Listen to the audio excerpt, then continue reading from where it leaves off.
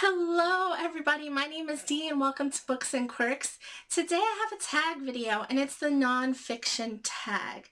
This tag was going around during Nonfiction November, so I'm a little bit late. I was tagged like 3 weeks ago probably from Candace over at Beacon Hill Books. Thank you so much, Candace, for tagging me. It just took me a while to get this up and also to think of the answers because I actually pulled up the questions last week and I was trying to think of what I would answer for some of these. I'm not as well read in nonfiction as some other booktubers, but I'm hoping to rectify that. And yeah, so like I said, I was tagged from Candace over at Beacon Hill Books, and the original creator was Maria over at Read, Create, Repeat, Homeschool, and I will link everything down below, including the questions. Oh, and like I say with every tag, I usually have the questions here over to the side because I am not going to memorize them. So you're going to see me looking over when I do read the questions. So number 1 says, Nonfiction November is a great time to meet other nonfiction lovers. Give some shout out love to one of your favorite nonfiction booktubers. I have so many booktuber friends that read a pretty even mix of both nonfiction and regular fiction. But yeah, Candace is one of them, of course, the one that tagged me. She reads a lot of nonfiction and she reads a lot of historical nonfiction, which is right up my alley. So I always love to hear what she's reading and to think of ideas for myself. And a couple of the books that she's mentioned, I've also written down to read at some point in the future. But another one that I want to shout out is Cheryl from CR Flames Fans. She reads a lot of nonfiction as well as fiction. Like I said, a lot of the booktuber friends that I have, they read kind of an even mix. I don't know if I follow anybody that reads just nonfiction, but yeah, I do love an even mix and I love all of the people that I follow, but Cheryl and Candace are 2 of them. And I know that's kind of cheesy because Candace did tag me in this, so of course she loves nonfiction, but I'm going to say her name anyway. Number 2 says, why do you read nonfiction?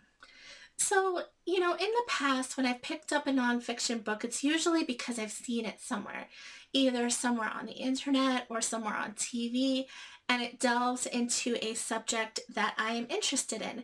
And an example of this is The Witches that I read in October, and that is a nonfiction book about the Salem witch trials, and that's always been a fascinating part of our history to me.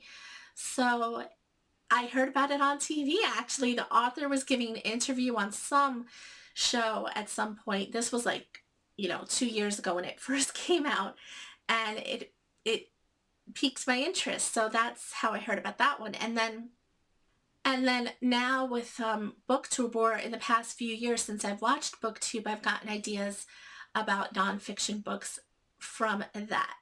It's hard to go to a bookstore or a library and just browse. My hometown library is not a good library. They really don't have hardly any books. I know that seems probably strange to you all, but they don't. They just have shelves and shelves of empty shelves. So although I get some library books out, I always have to request it from other towns in the area.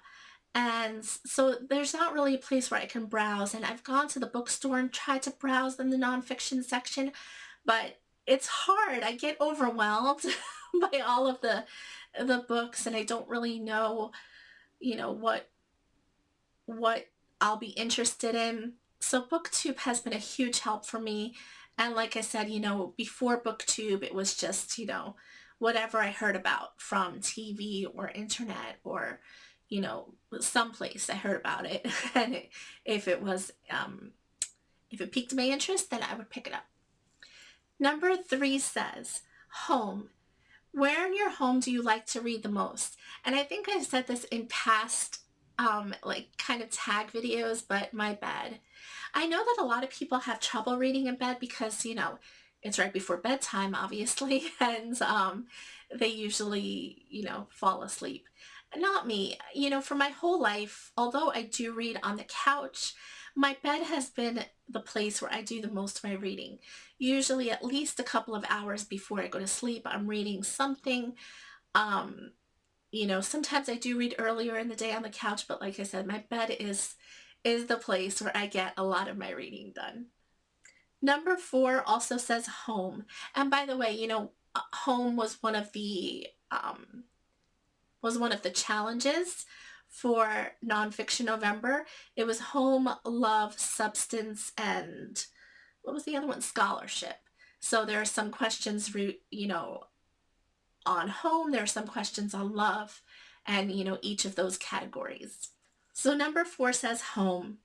Which book, or sorry, give a nonfiction recommendation set in or about your home country? That is a really hard question. Some of these are really difficult for me because there are so many nonfiction books set in the US, about everything in the US, history, politics, business, there are just so many books you can choose from. But I just will pick a book that I've read recently and I just finished in the past few weeks, and that was Team of Rivals, about Abraham Lincoln's political genius. That book was so fabulous, and I heard about it, of course, from Candace. And I I've always admired Abraham Lincoln, but to be quite truthful, I didn't know a whole lot about him. In history, we're taught, Abraham Lincoln takes up only about 2 pages in a history textbook, and it's filled with the basics. It's filled with the Gettysburg Address, the Emancipation Proclamation, and of course the assassination in Ford Theater. Ford Theater? Yeah. But other than that, I really didn't know a whole lot about him. I always admired him for those things, but I wanted to know more about him, and I'm so glad I did.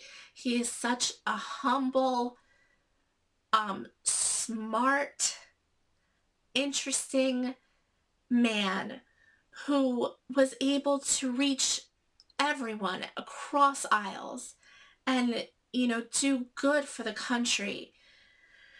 So different than what we have now, but yeah, so I want to read more about him. And that book took place from the candidacy of Abraham Lincoln to the, of course, end of his life. Number 5 says home. Which book on your 2017 Nonfiction November TBR related to the word home are you most excited about? So this was a hard one. Again, I don't have any specific books to mention because when I did my 2017 TBR, I really didn't do a whole year TBR, but I had like certain books that I mentioned in the beginning of the year that I really wanted to get to, and none of those were nonfiction, unfortunately. So I don't have any, but I have picked up ones during the year that I absolutely adored. I've already mentioned The Witches and Team of Rivals. I read, the Chernobyl book recently, but none of them unfortunately have the word home or deal with the theme of home, I don't think. But anyway, I've had some really good nonfiction reads this year, but they don't really fit that theme. Okay, number 6 says love. So now we're in the theme of love. Love. What do you love to read most in the nonfiction field? History, anything to do with history. I love history. I love anything having to do with history. Specifically, I've been interested, well, I don't want to say recently because I've been interested in it for my whole adult life, but recently I've really been interested in British history just because I don't know a whole lot about it. So I've been picking up Alison Weir. I'm not gonna go into that because I've gushed about her enough during this past year. But also, like I said, anything historical, I will I will just eat up. As long as the author's writing, I can connect to the writing and it sort of flows well. That's why Alison Weir is such a wonderful author. The Witches, I'll put a picture because I can't recall the author off the top of my head. That was one where I love the subject, but the author really didn't, I couldn't connect with the author and I thought it was a bit dry. So it really depends on the author, but anything involving history I will most likely love. Number 7 says love. Give a nonfiction recommendation related to the challenge word love. And for that one is easy. Earlier this year, I read, shortly after the death of Carrie Fisher, I purchased and read The Princess Diarist by her. And I both read it and listened to it on audiobook because she narrated it. It's the last book that she read and it was published like right around her death. Like, it was so sad.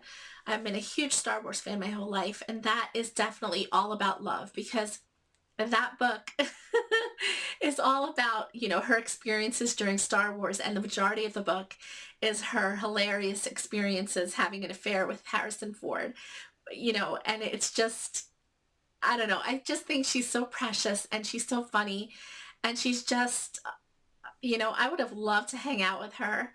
I'm still so sad by her death, but I know she's up there cracking jokes with everyone else. So yeah, The Princess Diarist by Carrie Fisher. Number 8 says, what love-related nonfiction recommendation are you most excited about reading?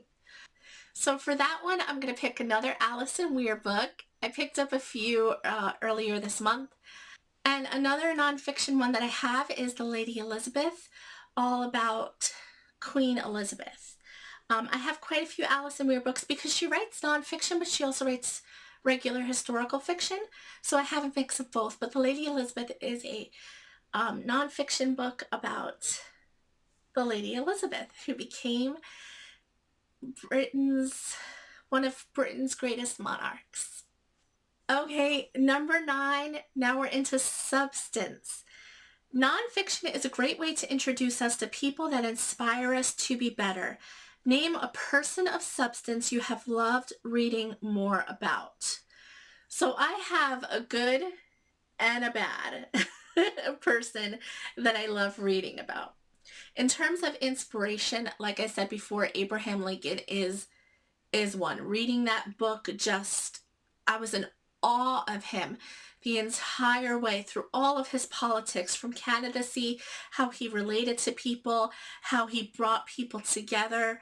And, it's just, he's one that I admire now more than any other political figure. And that's someone to inspire. That's someone that can inspire you and that you would want to sort of emulate if possible. The bad one that you would probably not want to emulate at all or be anything like is Henry VIII. I have been fascinated by Henry VIII forever. And recently reading some more books about his life, or anything about the Tudors, hence, the Lady Elizabeth, for example. But yeah, that is, I wouldn't say it's inspirational, but he's fascinating nonetheless. And I think both have substance in their own way. Okay, number 10. What book would you recommend to people that has a lot of substance to it? I feel like these questions are kind of similar, but I tried to think of different answers for each. So I'm going to name 2 books. One that I read a long time ago, like many, many years ago, and another one that I read recently. So I don't know if either of you, any of you have read Night by Eli Wiesel. This is a Holocaust book. It was very moving. I read it, oh God, more than 10 years ago. And I absolutely loved it and still think about it to this day. That has a lot of substance to it. And a recent book that I read was Chernobyl Prayer by Svetlana Alexievich, I think that's the author. I'll put a picture. I hope I'm right. If I'm wrong, I'm sorry. But that book is about, of course, Chernobyl and the aftermath of it. And that also is, heavy and has a lot of substance to it. And both, I think, are very important to read at some point in your life. Okay, number 11 says, what book related to the substance word are you most excited about on your nonfiction TBR? Now, again, I haven't really thought about a TBR for nonfiction other than the books that I already have by Alison Weir. But another book that I know I want to read, so I guess it's on my TBR. I don't know if I added it to Goodreads or anything, is the second book or the sequel to Persepolis. Persepolis is a graphic novel written by Marjane Satrapi. I had to look it up because I forgot. And that first book, Persepolis, takes place from Marjane's perspective when she was a little girl growing up in Iran during the time of the Islamic Revolution.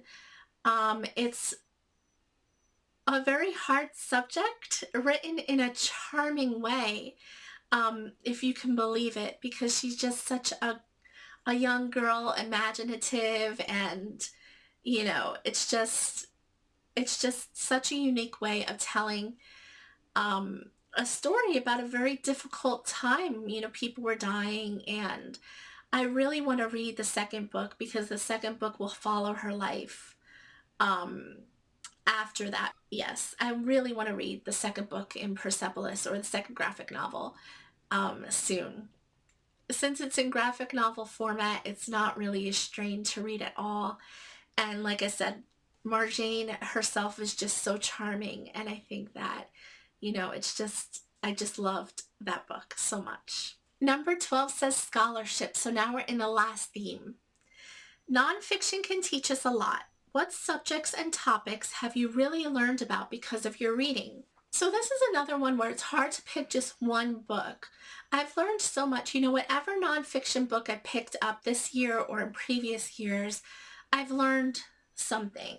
Whether it's learning about the Islamic Revolution, whether it's learning about Abraham Lincoln, whether it's learning about Chernobyl, whether it's learning about the War of the Roses, by Alison Weir, which I also read earlier, this year. It's just, there's just so much knowledge out there. Nonfiction is a great way to learn. Number 13 says scholarship. Which book would you recommend that would teach somebody something well? I don't know about this one. I think any nonfiction book would teach somebody something. In terms of teaching somebody something well, it would really depend on what they wanted to learn. I think to start with, one of the first nonfiction books I picked up and really taught me something were usually like memoirs or autobiographies, whether it was the slave narratives or whether it was Angela's Ashes, and I think in reading somebody's experiences, you can learn quite a bit. So I would probably go that route. One book that comes to mind is Maya Angelou's I Know Why the Caged Bird Sings. I think that is a good one, especially for a young person that wants to learn about that time period and racism and the racial divide.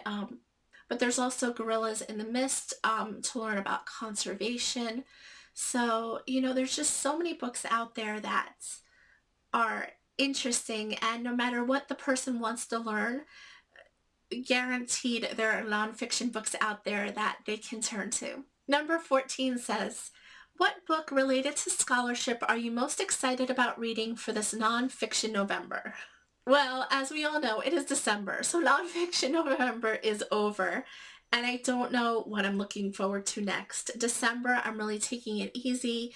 I'm not reading any nonfiction at the moment. I'm just concentrating on light kind of fluffy Christmas books.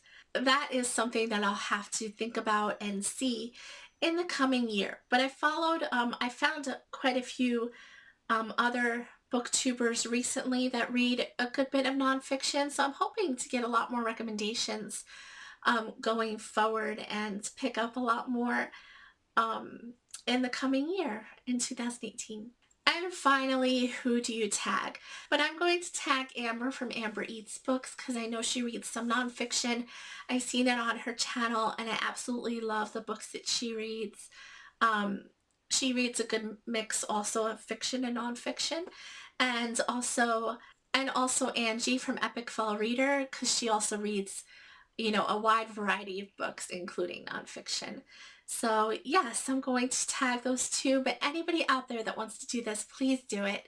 I would love to see more people do this tag and more, um, and hear what you have to say and maybe get some recommendations for myself too. So that is all I have for you. I hope you enjoyed this tag video and I hope you all have a wonderful day and I will see you all very, very soon. Bye.